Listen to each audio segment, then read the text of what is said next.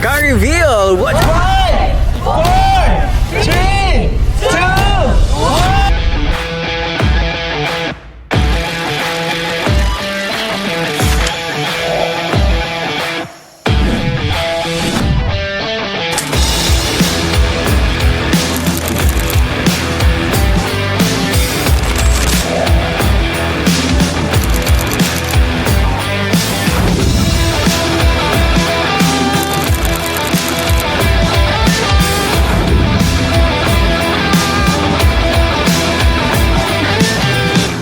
What's up mga ka-intenso? It's another great day and magkaka-reveal ang isang teacher right now na dating nalubog sa loan, and dahil sa community natin nakabili ng sarili niyang sasakyan, kaya abangan natin kung anong sasakyan na yon. Kaya let's go mga ka-intens!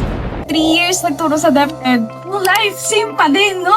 Net pay 7,000. Minsan yung bonus, hindi pa dumadating pero naiutang na. Sabi ko, why is it na magaling naman tayo sa buhay pero for the past 3 years, same pa rin yung cycle ng life. I went here sa Cebu 2 years ago, full of hope, full of dreams. Gusto kong magkaroon din ng magandang life before, pero sa pagtuturo, medyo matagal-tagal ko pa siyang ma-achieve.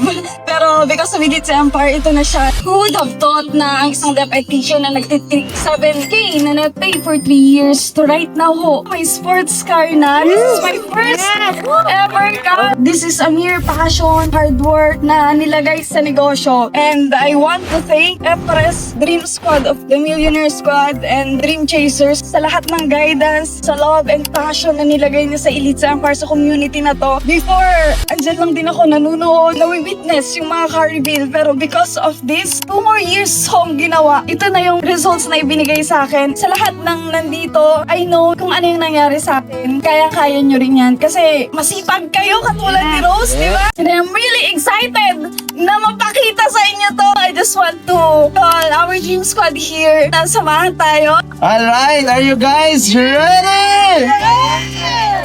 At the count of 10. Alright, 10, 9, 8, 6, 5, 4, 3, 2, 1.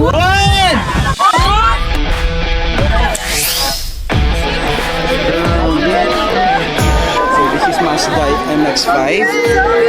Woo!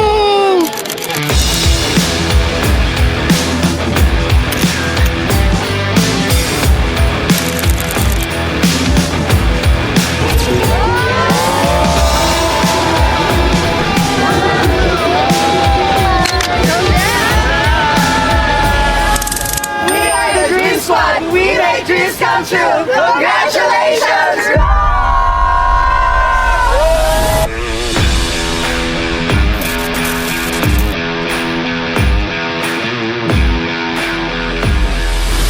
Nakita natin guys, isang teacher na dating net pay is 7,000 pesos and dating mahihain, di alam kung paano gawin yung negosyo. Dati lang ding na-inspired at dati lang ding nag-how, dati lang ding nagtanong paano gawin ito. Kasi nakita niya na ito na yung way para mas maabot niya, mas mabilis yung mga pangarap niyan right now, no? After few years, 2 years lang ata, 1 year plus dahil sa negosyo na ginagawa natin, nakapagpalabas ng kaniyang first ever sports car. So sabi nga niya kanina, hindi niya alam paano gawin pero natiwala na subukan right now na bago yung buhay niya. Sa lahat ng mga teachers at sa lahat ng mga makakapanood ng video na to, ikaw na yung next. And of course, thank you for watching mga ka-intense and to more inspiration na mabibigay natin sa mundo. Kaya see you sa mga next vlog mga ka-intense. Let's go!